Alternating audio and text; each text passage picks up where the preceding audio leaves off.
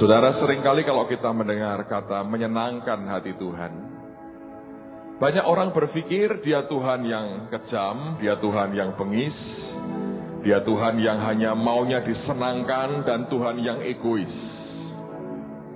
Persepsi yang salah tentang Tuhan sangat berbahaya.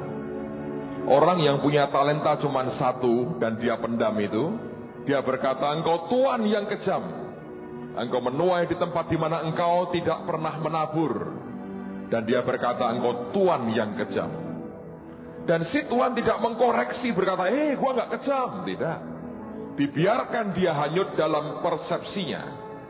Sebab dia mau berkata, kalaupun yang kau katakan benar, tidak akan mengubah keadaanmu sama sekali. Sebagaimana engkau kenal aku bertindak seperti itu dalam hidupmu. Dan saya mau beritahu saudara bahwa Tuhan kita bukan Tuhan yang kejam, bukan Tuhan yang angker, bukan Tuhan yang hanya egois, inginnya disenangkan terus. Tapi dia Tuhan yang sangat menyenangkan.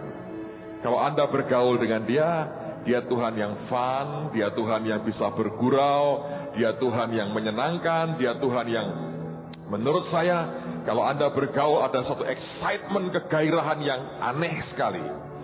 Saya pernah melihat satu cuplikan film tentang Yesus. Saya tidak tahu versi yang judulnya apa. Tapi sempat ketika ada acara KKR di Jakarta, ada beberapa tayangan dan diambilkan cuplikan tentang cerita Yesus. Anda tahu yang ditunjukkan? Dan saya ketika melihat, saya senang, saya berkata, Tuhan, seperti itulah pribadi Tuhan kita. Karena Alkitab berkata Tuhan suka bermain-main dengan anak-anak manusia. Dia fun, dia Tuhan yang oke. Anda bisa bergaul, Anda bisa ngobrol dengan dia, Anda bisa bicara dengan dia, dan Anda akan menikmati excitement. Dia bukan Tuhan yang serius, begitu bukan saudara. Dia bukan Tuhan yang seperti itu, yang hanya membuat orang merinding karena seriosa dan sebagainya. Bukan. Dia Tuhan yang sangat berbeda. Digambarkan dalam film itu ada sekelompok wanita-wanita Yahudi, para gadis sedang menari. Anda tahu yang terjadi? Tuhan lewat dan dia bergabung menari. Tadi saya nggak tega aja mau bergabung menari begini-begini, saya nggak tega. Tapi ketika saya melihat mereka menari, saya teringat cerita film itu. Tuhan menggabungkan diri mereka, dia menari dengan para gadis di kota Yerusalem. Memang tidak lama, sehingga sampai berjam-jam. Dia buat sekali putaran, terus dia kabur, dia pergi lagi. Dia Tuhan yang sangat menyenangkan. Kita menyembah pribadi yang hidup, yang luar biasa, yang fun, yang senang, yang bisa membuat banyak hal, yang membuat kita tertawa karena kebaikan dan karena anugerahnya. Amen, saudara. Mari angkat tangan sama-sama sekali lagi. Tuhan, hamba berdoa petang hari ini, kenalkan kami kepada pribadi-Mu itu yang sebenarnya. Roh Kudus, Engkau tolong setiap kami, berikan roh hikmat, wahyu, dan pengertian. Ajari kami dari perkataanmu, supaya kami kenal Engkau lebih lagi. Bahwa hidup kami makin dewasa. Sudah waktunya kami terima makanan yang solid, yang keras, yang dari Tuhan, yang membuat kami didewasakan di dalam Engkau.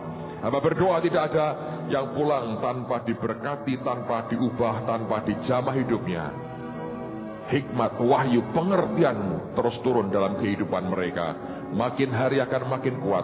Dan kami berikan kemuliaan hanya bagi Yesus Tuhan kami, karena semua asalnya daripada-Mu. Demi nama Tuhan Yesus dan semua kita berkata, amin. Silakan duduk. Mari kita buka firman Tuhan dalam Injil Markus pasal yang pertama, ayat 14 dan ayat yang ke-15. Markus pasal yang pertama, ayat 14 dan ayat yang ke-15. Injil Markus pasal yang pertama, ayat 14 dan ayat yang ke-15. Alkitab berkata begini, Markus pasal yang pertama, ayat 14 dan 15. Sesudah Yohanes ditangkap, datanglah Yesus ke Galilea memberitakan Injil Allah. Nah, apa yang dia beritakan? Katanya, waktunya telah genap. Kerajaan Allah sudah dekat. Bertobatlah dan percayalah kepada Injil. Ketika dia memberitakan Injil Allah, Dia memberitakan tentang hal kerajaan Allah atau kerajaan sorga. Nah, apa itu kerajaan sorga? Banyak orang punya persepsi yang berbeda-beda tentang kerajaan sorga. Banyak orang punya definisi tertentu tentang kerajaan sorga. Tapi pertanyaan yang pernah diajukan dalam hidup saya satu hari adalah, apa itu yang namanya kerajaan sorga atau kerajaan Allah? Saya teringat sekian puluh tahun yang lalu, lebih dari 20 tahun yang lalu ketika saya sekolah, saya masuk SMA. Saya masuk SMA Loyola. Dan tahun pertama, kelas yang pertama, kelas 1 SMA pada waktu itu, semua murid diharuskan memilih akan beberapa mata pelajaran ekstrakurikuler. Itu wajib, harus diikuti. Di antara sekian banyak pilihan, ada satu kelas yang sangat dan paling populer pada zaman itu. Saya nggak tahu perkembangan sekarang, tapi zaman itu sangat populer sekali. Dan yang memimpin akan kelas itu adalah kepala sekolahnya, seorang pastor, seorang romo Katolik. Dan kelas itu diberi nama kelas kepemimpinan atau leadership. Orang berkata kalau bisa bergabung di kelas itu kelas elitnya Loyola. Itu kelas nomor satunya. Kalau orang bisa bergabung di kelompok elitnya Loyola. Dan semua orang ingin tergolong sebagai kelompok elit, saudara. Anda masuk di sekolah itu saja sudah sesuatu. Kalau Anda bergabung di kelompok leadership, kepemimpinan, waduh, orang berkata itu kebanggaan yang luar biasa. Nah, saya berpikir saya mau bergabung di kelompok itu. Dan ternyata yang pengen bergabung di kelompok itu jumlahnya banyak banget. Kalau nggak salah sekitar 150 siswa daftar mau bergabung di kelompok itu. Dan waktu hari pertama kumpul semua yang mendaftar di kelompok itu, kepala sekolah kami bingung, pastornya bingung. Dan dia berkata, loh kok banyak banget? Pemimpin tidak pernah banyak, dia berkata. Saya paling-paling maunya mau ambil 30, maksimal 40 dari kalian. Ini terlalu banyak. Dan dia berkata, sudahlah yang lain ikut kelas dulu. Ada nabuh gamelan, jilid buku, yang buku bodol diperbaiki, dijilid, diberi sampul. Ikut itu kelas drama itu. Bisanya main jadi orang kaya, orang miskin, orang seneng, orang susah. Mainlah, main drama di situ. Pada nggak mau. Mereka ini berkata, tidak pastor, pokoknya romo kami mau ikut kelas ini. Kenapa? Ya ini kan bagus. Pokoknya dia nggak bisa membuat satupun di antara kami mengundurkan diri. Dia bilang, kalau begitu caranya, saya harus membuat seleksi. Bagaimanapun saya hanya mau terima maksimal 40 orang. Jadi yang 100 sekian orang harus saya coret, saya gugurkan. Kemudian dia berkata, saya akan buat tes demi tes. Untuk menyaring kalian, hanya yang sanggup ngadepin tes saya, 40 orang terakhir boleh ikut kelas saya selama 2 tahun. Karena kami hanya 2 tahun, kelas 3 sudah tidak ada ekstrakurikuler karena persiapan untuk ujian akhir dan masuk perguruan tinggi. Nah, dia berkata, oke, hari Minggu kumpul di rumah saudara ini jam 7 pagi. Nah, waktu itu masih musim hujan, saudara. Dan dia berkata begini, nah, kepala sekolah kami ini, romonya ini, pastor Katoliknya ini, hobinya mendaki gunung, hobinya naik gunung. Saya dari kecil tidak suka olahraga, nggak suka. Saya nggak tahu, saya bukan olahragawan, saya nggak suka olahraga. Jadi kalau Anda nggak suka olahraga, naik gunung sengsara. Nggak suka olahraga, makan enak, nah itu oke, saudara. Tapi kalau naik gunung sengsara. Tapi nggak punya pilihan saya. Sudah terlanjur daftar, mundur kan malu. Lalu kemudian kami datang, dan dia berkata begini, setelah kumpul semua, di Gombel ini, saudara-saudara, dia berkata, ada 7 bukit. Pagi ini kita akan daki, naik turun 7 bukit.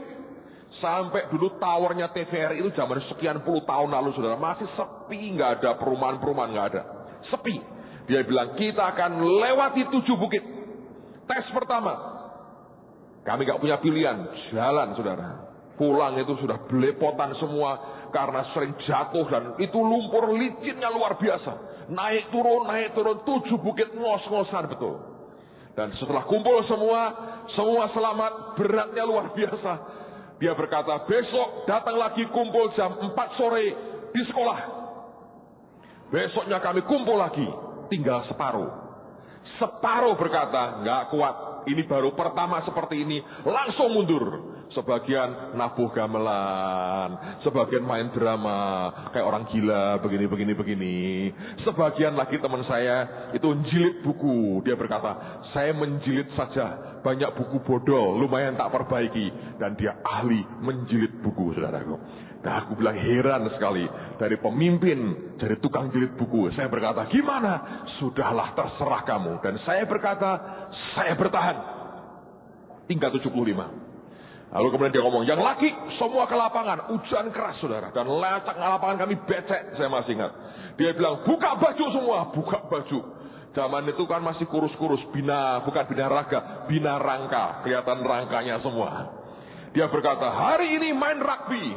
Dia kasih bolanya bukan bola rugby, bola sepak bola. Dia bilang, rugby, Anda tahu rugby? Bola dibawa gini, Anda harus masukkan ke gawang lawan. Anda harus benturan badan dengan orang. Selesai permainan, semua kayak monyet semua. Kotor, lumpur semua. Gugur lagi sebagian. Dan dia uji dengan mental uji, digojlok abis. Begitu masuk sekolah, masuk SMA, ini sudah digojlok. Ini tambah digojlok lagi. Terus saudara, terus gak ada habis-habisnya. Terakhir dia bawa kami ke Kali Garang. Itu sepatu saya hilang satu. Nyebrang sungai, terus kan. Pakai tali begitu, saya nyelamatin sepatu saya. Teman saya berkata, lemparkan ke aku. Udah saya ikat ini dua-duanya. Saya lempar, lepas ikatnya di tengah jalan. Nyebar gini, nyebar. Dia nangkap satu-satunya, plung masuk kali, hilang langsung. Pulang, bahasa Jawanya nyokor, saudara. Tidak pakai sepatu naik bis Damri, saya pulang. Dan saya masih ingat itu pengalaman yang pernah saya lewati. Tapi akhirnya bertahan itu kira-kira mungkin sisa kira-kira 50 orang. Digojlok seperti apa? Tetap nggak mau.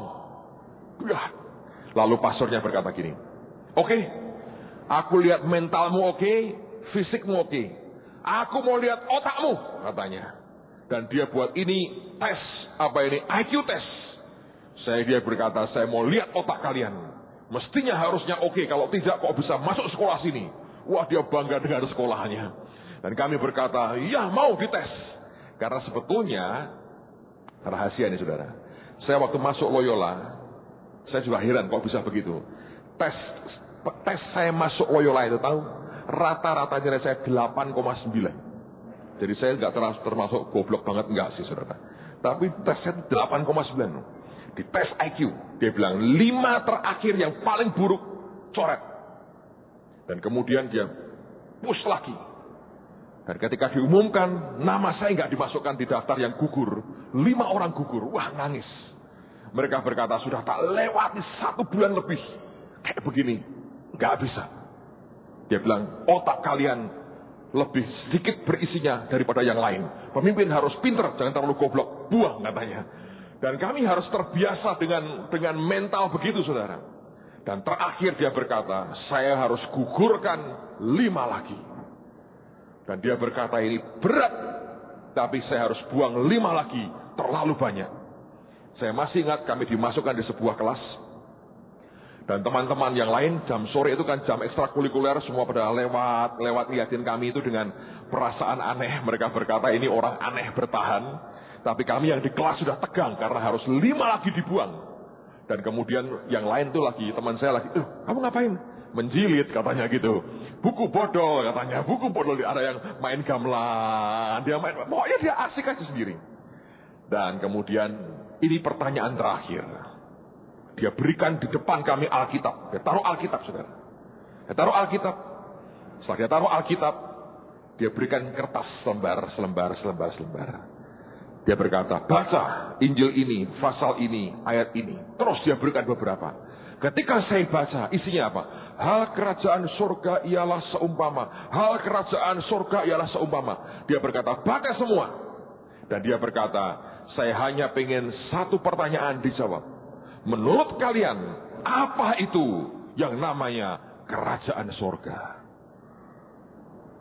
Tes terakhir, pertanyaannya adalah, apa itu yang namanya kerajaan surga?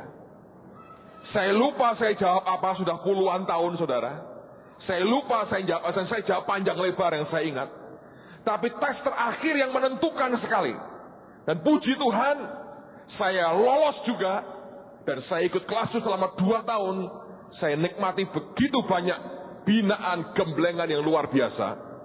Tapi tidak pernah saya lupakan, tes terakhir, pertanyaannya adalah, apa itu kerajaan surga?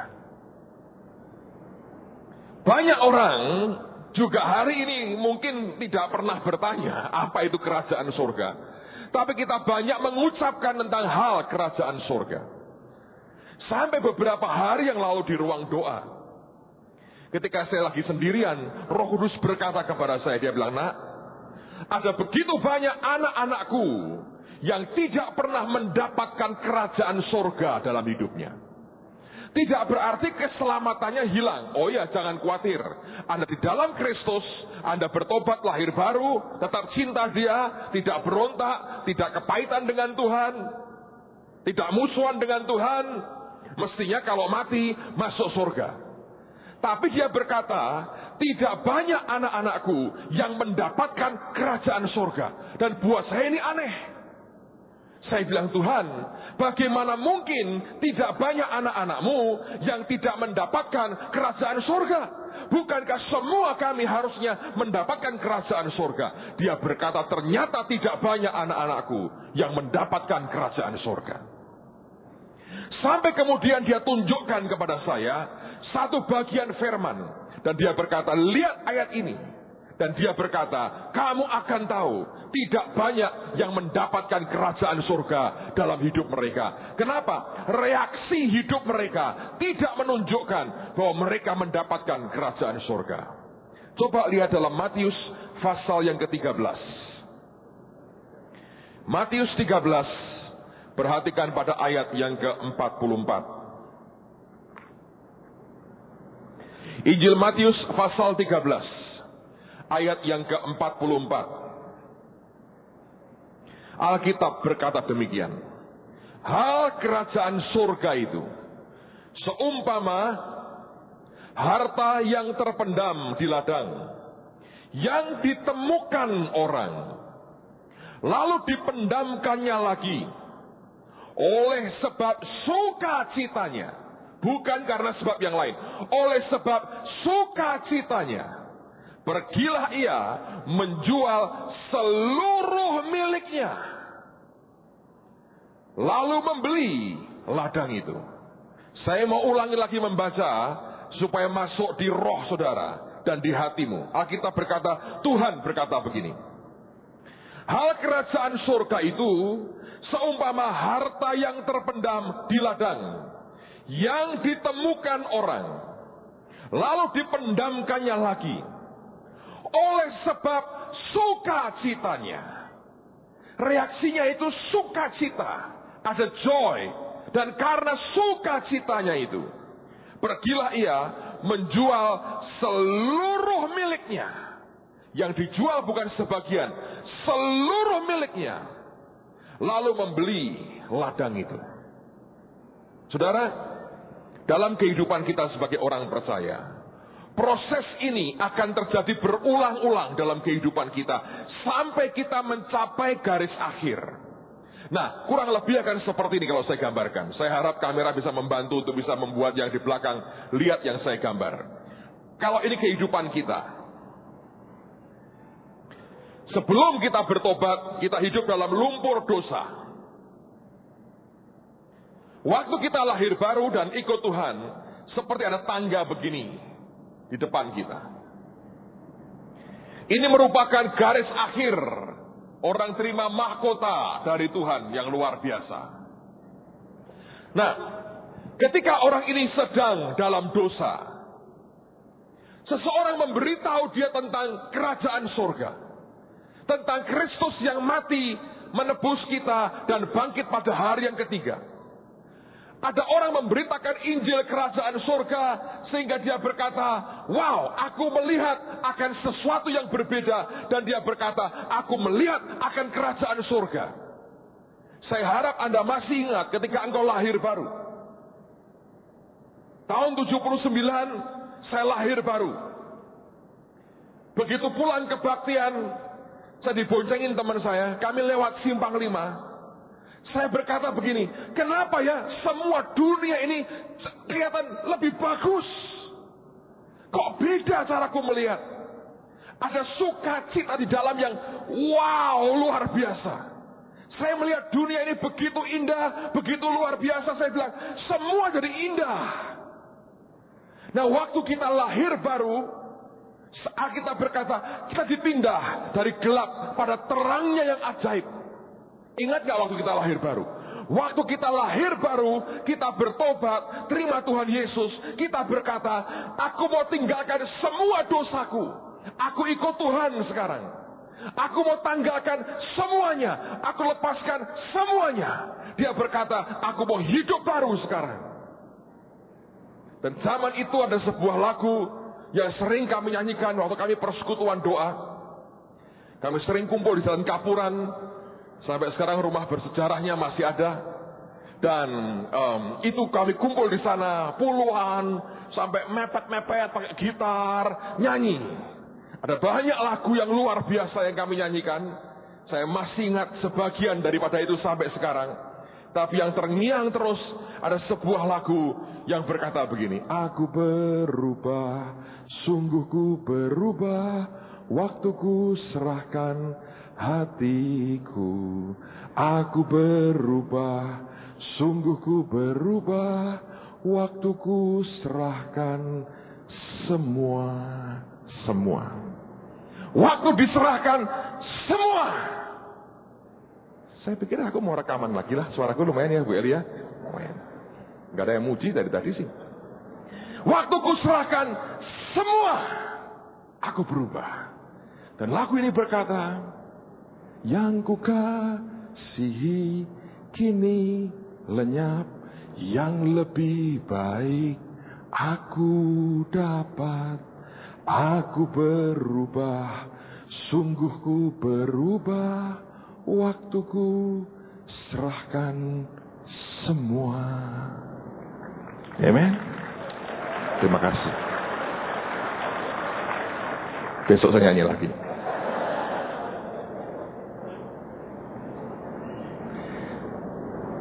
Waktu kita melihat kerajaan sorga, kita bisa melihat yang dunia ini begitu kotor, semua kesenangan kita begitu menjijikkan, orang rela tinggalkan semuanya. Hobi kita, kegemaran kita, dosa kita, teman-teman dunia kita berkata, aku gak bisa lagi dengan mereka. Dan sampai kita berkata, yang ku kasihi kini lenyap, yang lebih baik aku dapat. Karena ada joy, ada sukacita. Orang memperoleh sesuatu yang tidak pernah dunia bisa berikan. Dan kita berkata, Tuhan ini luar biasa. Aku menemukan sesuatu yang precious, yang berharga. Tidak akan pernah aku akan tinggalkan itu. Bahkan aku tinggalkan semua yang lain. Apapun namanya. Dengan begitu gampang kita berkata, aku tinggalkan itu. Tanpa penyesalan. Tanpa penyesalan. Semua yang dunia tawarkan. Tiba-tiba semuanya Anda tidak ingin. Hanya ingin baca Alkitab. Berdoa. Dengar firman Tuhan. Dan berkata aku cinta. Jatuh cinta dengan Yesus. Kalau Anda berkembang dalam Tuhan. Ternyata harta itu kan membuat orang itu lebih kaya sebetulnya. Ya kan? Dia jual semuanya, dia peroleh harta terpendam. Dan membuat dia lebih kaya. Karena kekayaan harta karun itu, dia bisa jual lagi. Dan dia jadi lebih kaya sebetulnya. Dan sebetulnya itu yang terjadi. Waktu kita berkata, yang ku kasihi kini lenyap, yang lebih baik aku dapat. Itu benar sebetulnya. Karena di sini berkembang. Lebih gede, lebih gede, lebih gede. Kalau hidup kita rohani kita bertumbuh loh ya. Ada banyak orang tidak bertumbuh sih. Dia terima ini, dia terpikat dunia lagi, dia punguti apa yang pernah dia ambil, yang pernah dia buang tahun-tahun sebelumnya. Dia berkata, oh ini kan bagus, saya ambil lagi lah. Tapi kalau engkau bertumbuh dalam Tuhan, ini makin membesar. Keuntungan dalam Kristusnya luar biasa. Dan kau terus maju, sampai engkau berkata, Tuhan berkata, nak, ada lagi kerajaan surga aku tawarkan kepadamu. Dan engkau melihat lagi hal yang lebih hebat lagi.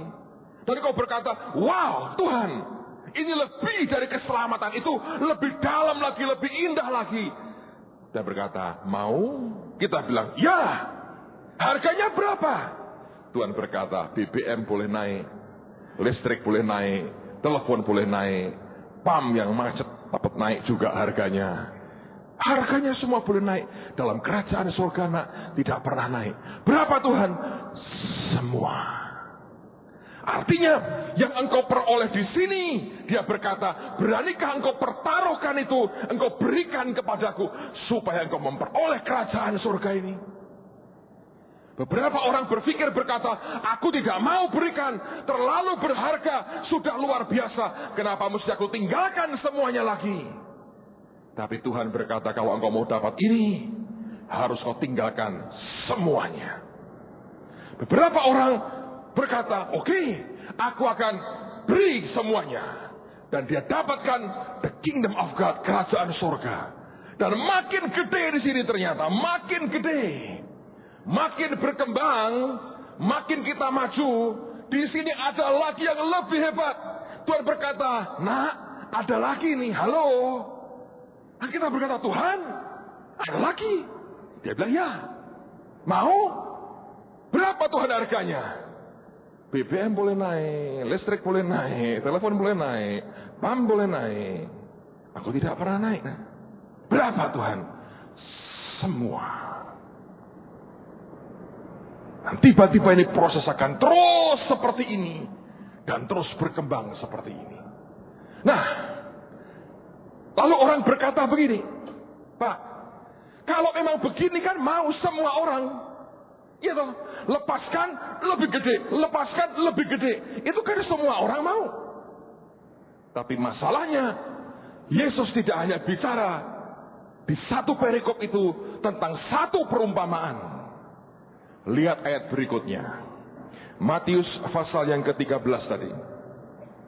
Matius 13 ayat 45 dan ayat 46. Matius 13 45-46. Demikian pula hal kerajaan surga itu seumpama seorang pedagang yang mencari mutiara yang indah. Bahasa Inggrisnya, dia mencari atau dia berburu mutiara-mutiara yang indah. Bukan hanya satu mutiara, tapi mutiara-mutiara yang indah. Lebih dari satu. Dia berburu mutiara-mutiara yang indah.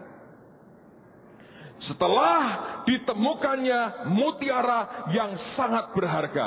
Ayat 46, bukan mutiara-mutiara, tapi satu mutiara, one pearl. Dia berkata, setelah ditemukannya mutiara yang sangat berharga.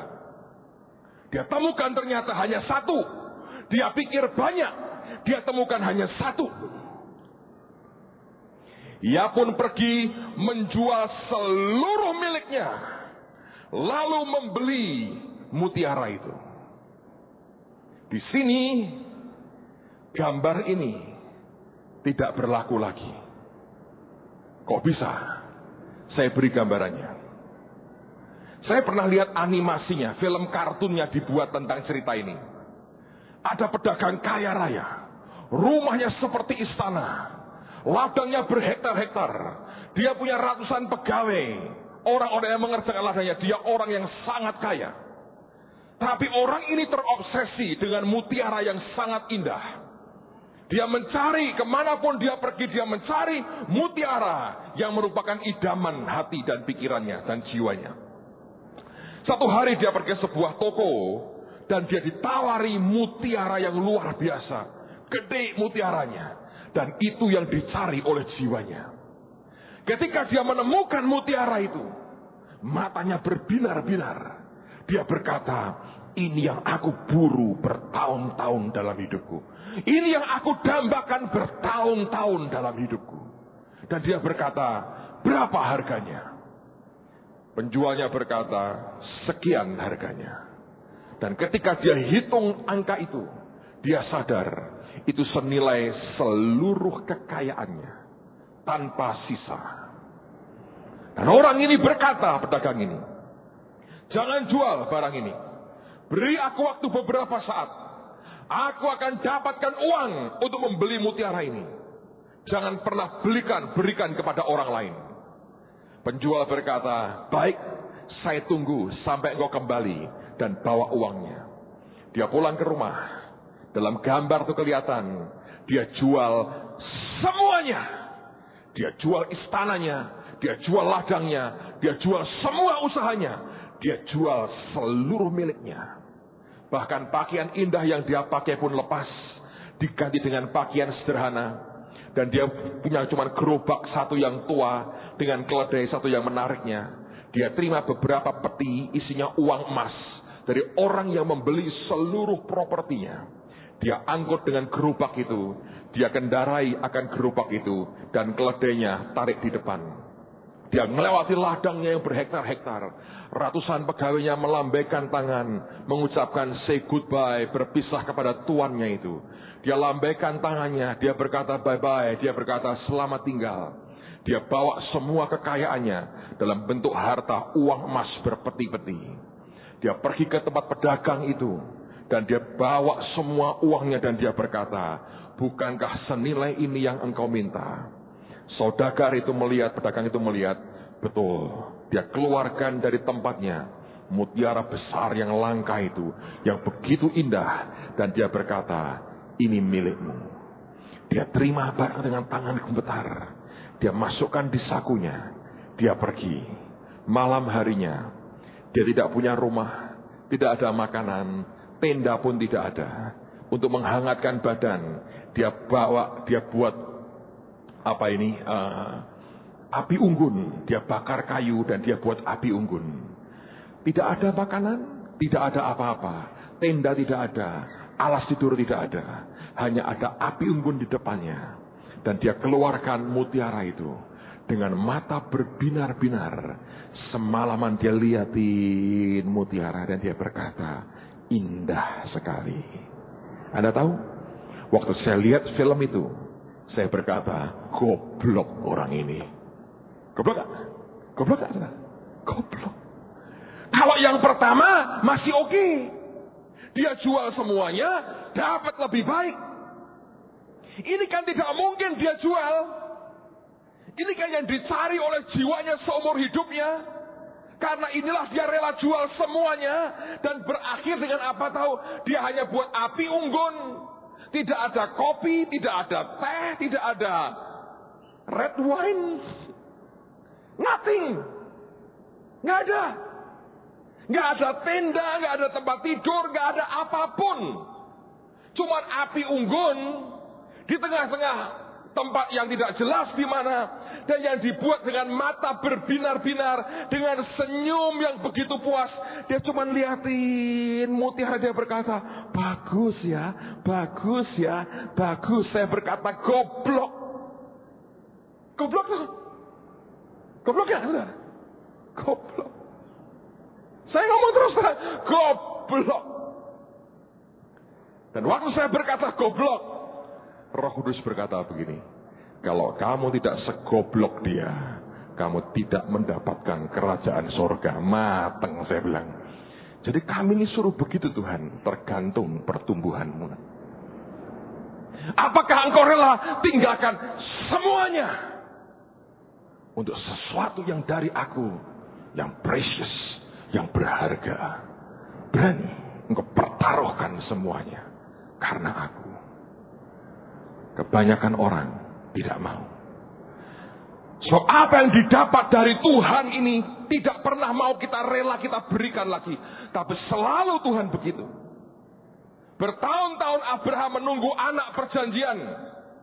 Ketika anaknya lahir, mulai beranjak dewasa, anak yang dari Tuhan, dia berkata, korbankan Abraham. Hanya orang goblok yang mengiyakan permintaan seperti itu. Dan Tuhan berkata pada saya, kalau kamu tidak segoblok dia, kamu tidak mendapatkan kerajaan surga. Di mana kuncinya? Mazmur 51. Mazmur pasal yang ke-51. Ayat yang ke-14. Mazmur 51 ayat yang ke-14.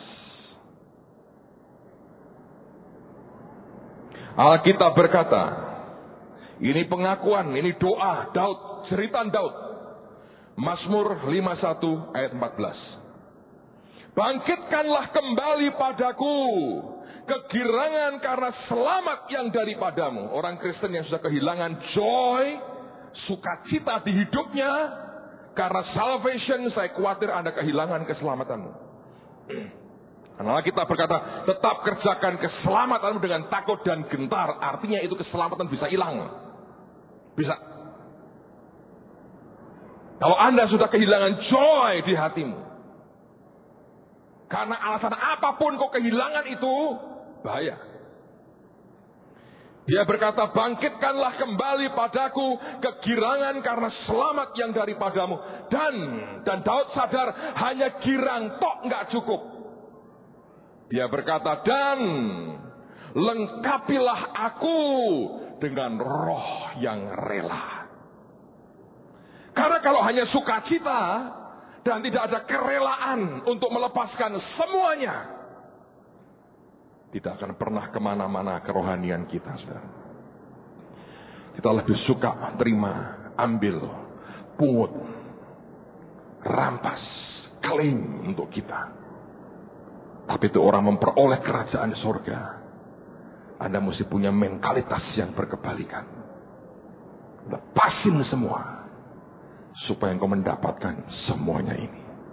Itu hanya terjadi kalau engkau karena sukacita meledak berkata, ini yang gua cari.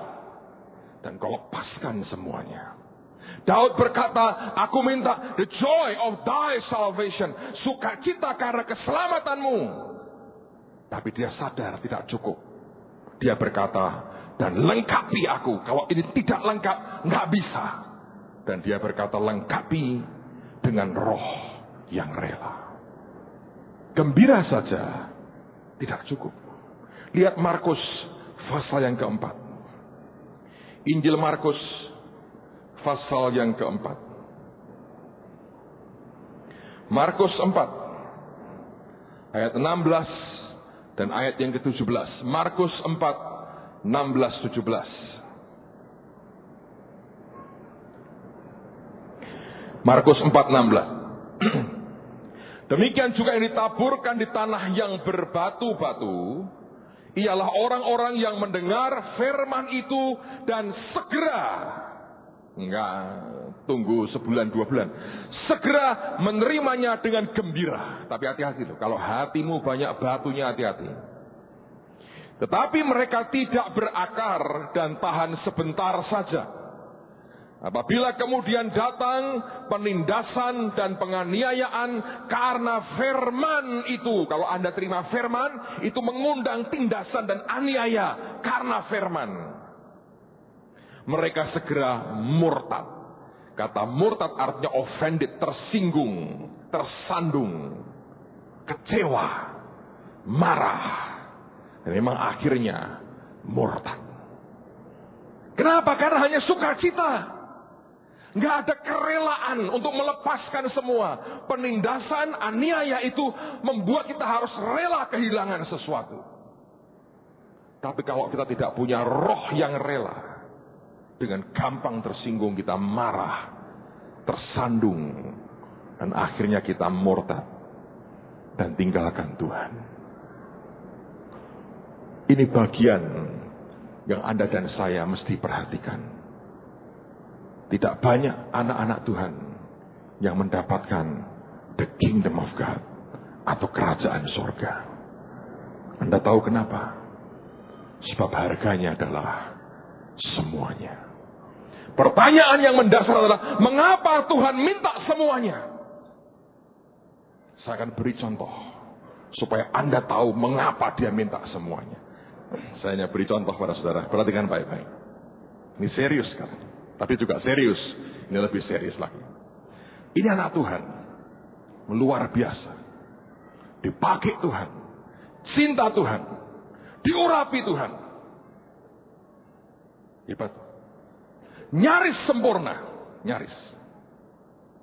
Dalam hidupnya ada satu hal saja yang tidak pernah mau dia lepaskan. Dan sesuatu ini mungkin bukan sesuatu yang jahat. Bukan. Ini bukan kemenyan untuk perdukunan, bukan. Bukan air kembang yang biasa orang minum, bukan juga. Ini bukan benda yang mengandung kuasa gelap yang disembah orang. Ini bukan orang berkata, apa salahnya dengan itu? Tapi sesuatu yang kelihatannya manusia bangetlah, saudara. Dia bisa berkata, ya mengertilah saya dong, saya kan manusia, saya perlu ini. Tapi kalau kita lihat di dalam batin yang paling dalam, Tuhan berkata, itu yang menghalangi kamu dengan aku, nak. Lepasin.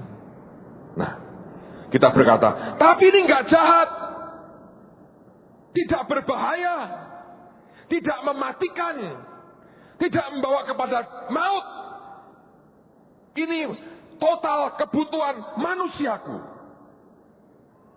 Saya teringat akan perkataan Tuhan Yesus satu hari.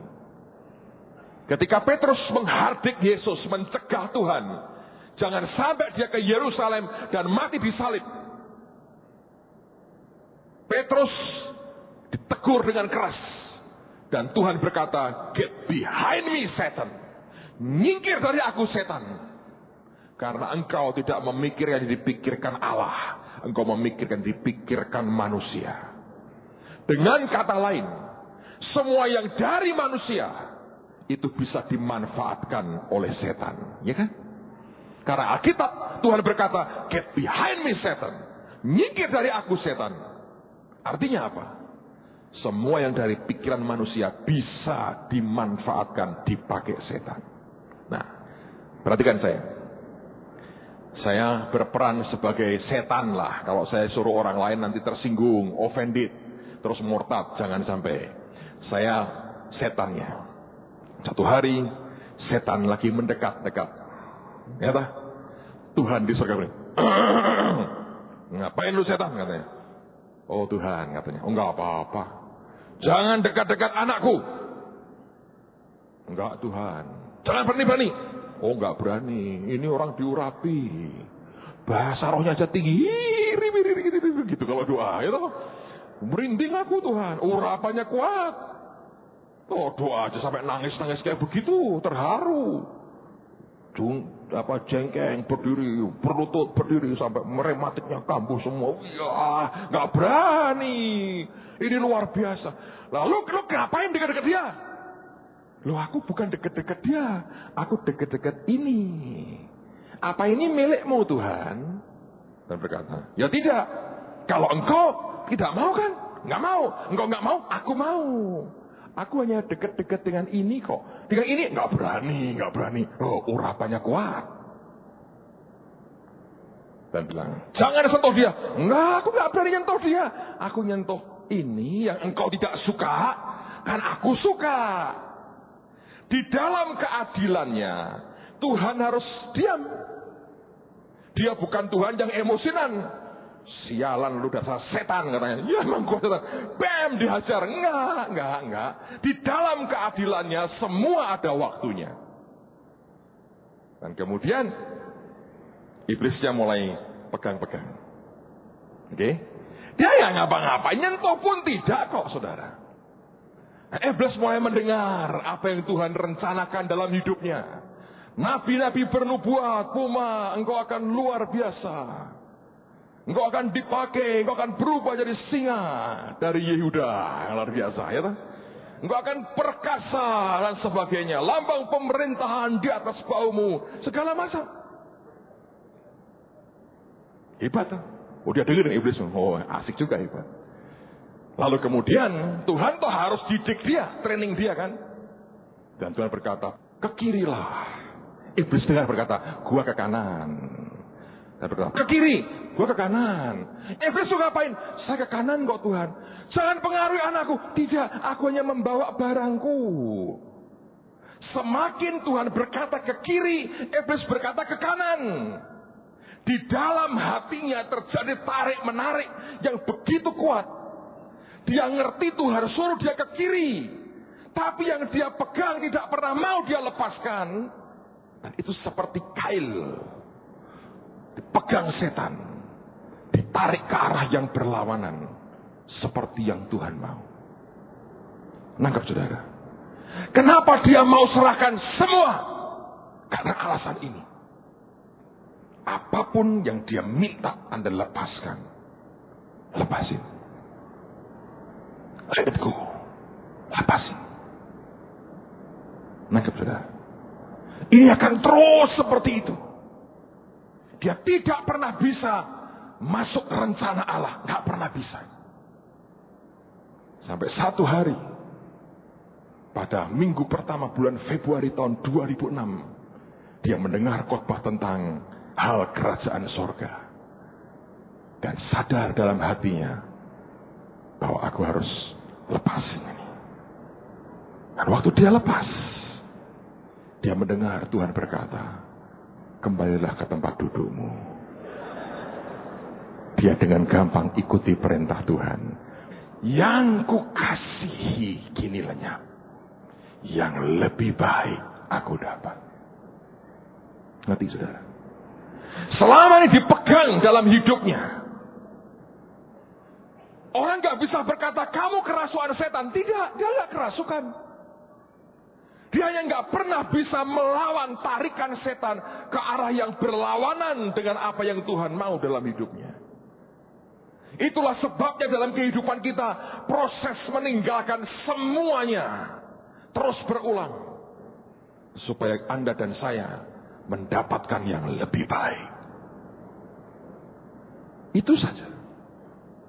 Tuhan tidak pernah bermaksud menyusahkan kita. Dia bukan seperti iklan rokok yang berkata, kalau bisa dibuat susah, kenapa harus dibuat mudah? Bukan, saudara.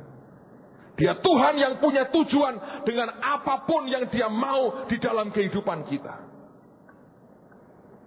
Apa yang engkau pegang dalam hidupmu selama ini? Yang engkau tahu, Tuhan berkata, lepasin. Kalau engkau berani lepaskan, engkau akan berkata, yang lebih baik aku dapat. Dan begitu Anda dan saya berani lepaskan semuanya. Ayat yang terakhir, Matius pasal 12. Matius pasal 12. Ayat yang ke-28. Matius 12. Ayat yang ke-28. Matius 12 ayat 28 Alkitab berkata, tetapi jika aku mengusir setan dengan kuasa roh Allah, maka sesungguhnya kerajaan Allah sudah datang kepadamu. Orang yang menemukan kerajaan Allah, orang itu akan begitu berkuasa. Power, otoritas Tuhan akan bam turun dalam hidupnya.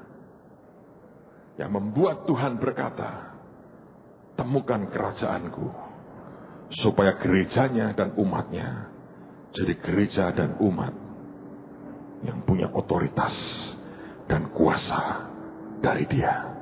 Saya berdoa mulai petang hari ini, semua kita akan menemukan kerajaan Allah dalam hidupmu. Yang kukasihi kini lenyap, yang lebih baik aku dapat. Anda berubah karena engkau berkata, waktu aku serahkan semuanya. Amen, saudara. Angkat tanganmu sama-sama. Kiabashata karabata shutu kurubushite kiara. Kiarabatu shutu kurubushanda kirata kurabahayene. Shikiara laputu shikurubushikara matakara mashantu kurubuhoyoro. Kiara santa karabashite kiara lapata kaya mashutu kurubu. Sikiara namata karalama. Shikaya na hashoto koro moshete karalama takaralama. Mite kaya rashando koro shikoro poto kaya raba. Shikara la patasha. Syakara. Mari semua angkat tangan di depan Tuhan. Besar dan ajaiblah karyamu, adil dan benarlah jalanmu, Raja segala bangsa yang maha kuasa, mulia namamu, layaklah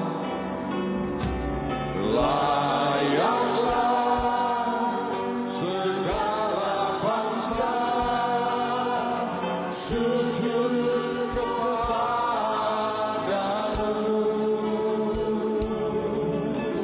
sebab Kau Allah yang kudus, layak disembah. Kemarin ada seorang teman SMS saya, orang Jakarta. Dia berkata, Pak, saya mimpi sesuatu. Saya dalam sebuah kelas dan ada ujian.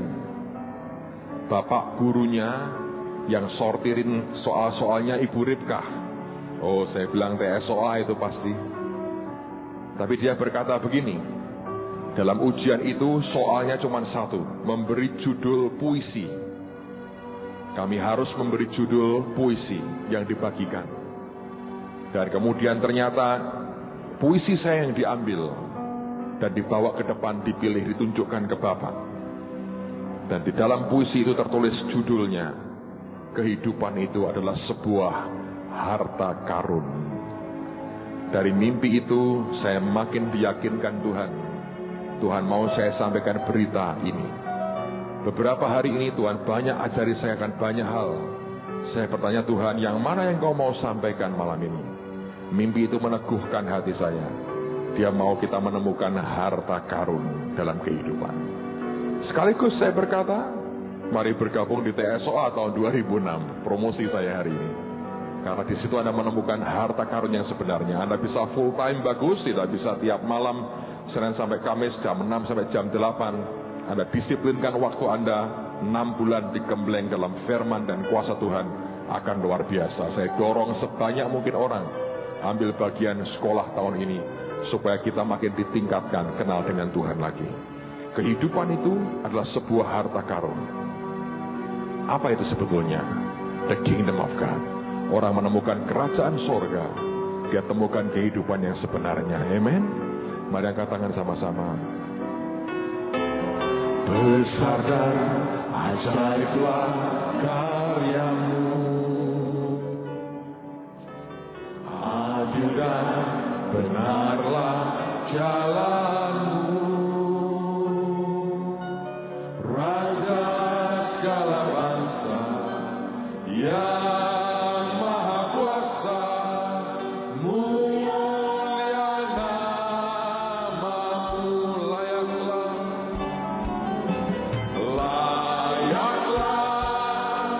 segala bangsa sujud kepadamu, sebab Kau Allah yang kudus, layak disembah. Pada akhir tahun lalu, akhir tahun 2005. Nah, Anda kalau punya handphone, ringtone-mu kalau Anda set apapun ya, itu siapapun yang kirim SMS atau telepon Anda, maka bunyinya akan sesuai dengan ringtone yang Anda atur. Ya toh? Contoh begini. Kalau Anda ngatur gini, kalau setiap terima SMS titit titit titit, oh berarti kalau siapapun SMS saudara, ya bunyinya itu.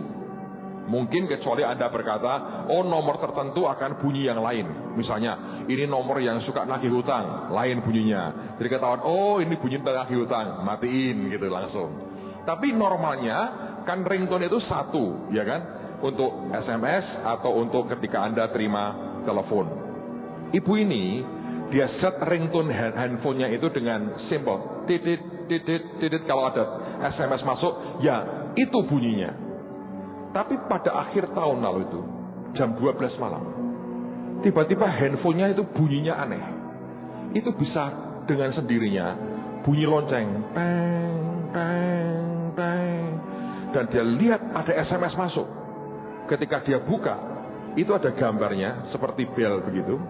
Dan ada gambar malaikat bawa trompet, bawa sangakala. Dan tulisan di telepon itu, di handphone itu begini. 09 Januari 30. Kalau Anda balik, 30 Januari 2009. Ya kan? Dia pikir aneh. Terus dia coba hari tiba-tiba telepon hilang aja. Dia cari di memorinya kan bisa ketahuan sebetulnya. Terima SMS itu terakhir dari siapa, jam berapa. Dicari di bagian receive yang dia terima, itu terima SMS dari siapa. Itu bagian jam itu hilang, tidak ada datanya. Seakan-akan tidak pernah dia terima itu. Dia tanya beberapa temannya, nggak ada yang ngalami seperti itu. 2 minggu kemudian, pertengahan Januari, belum sebulan lalu, bunyi lagi handphonenya. Kali ini aneh. Detak jarum jam. Dia lihat ada SMS masuk. Tapi ringtone-nya berubah. Dan isinya persis sama. Kalau nggak salah ya, nggak ada belnya, nggak ada malaikatnya. Tapi 09 Januari 30. Dan dia bilang, Pak, ada apa ya? Tapi yang saya rasa ini kok berkaitan dengan akhir zaman. Dan tiap kali saya ingat tanggal itu, ingat akan SMS itu, sedih banget hati saya. Saya nggak tahu ya Pak, ada apa? Saya bilang, Bu, saya juga nggak tahu. Kamis ini kami akan doa dengan hamba-hamba Tuhan yang lain. Mungkin saya mau ceritakan ke mereka supaya mereka doakan apa yang sebetulnya Tuhan mau katakan. Well, bagaimanapun kita hidup dalam akhir dari akhir zaman. Kesudahan semuanya sudah makin dekat. Mari temukan the kingdom of God, kerajaan surga dalam hidup kita. Amen, saudara. Mari angkat roti di tangan-tangan kita. Tuhan, terima kasih untuk tubuh-Mu yang telah dipecahkan buat kami. Terima kasih karena Engkau berkata, makanlah. Inilah tubuhku yang dipecahkan bagimu. Dan kami bersyukur dengan iman kami makan tubuh-Mu ini. Dalam nama Tuhan Yesus.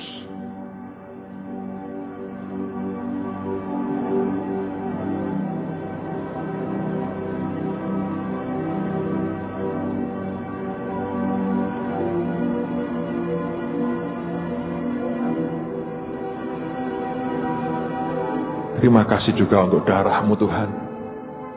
Darah perjanjian baru yang Kau berikan buat kami.